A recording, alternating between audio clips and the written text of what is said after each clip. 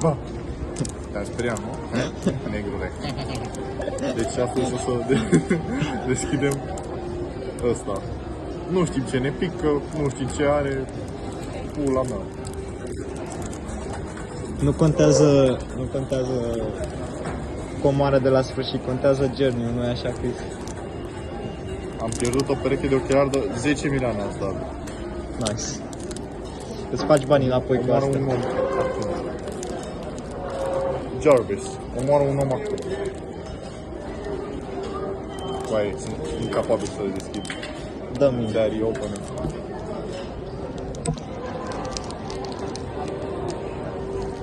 Băi, cerșetor să ajung. Ce faci din port în port? Am murit să ajung. Mamă, dar sunt câte... Gata, dau.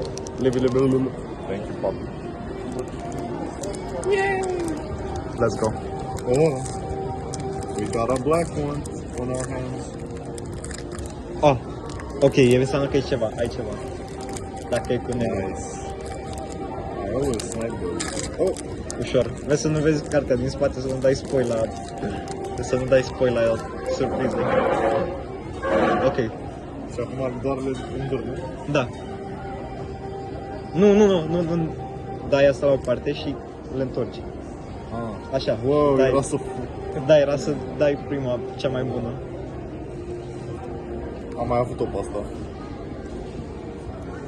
Ok. Ok. Dar să-mi vadă reacția mai întâi. Da, nu cred că e, bă, ceva bun. Am be honest. Stai, bă, stai. Nu mai asta, cred că ăsta e ultimul episod, băieți. Dacă e ceva bun acum, o să fiu o dictator viață. Hai, bă. Bă, a picat ăsta. Ok, ăla e reversul. Și acum încep alea bune? Da. Coaie. What? Arată bine rău. Ah, un full art.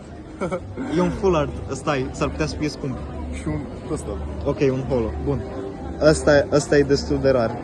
Ok. Hai să vedem acum cât costă.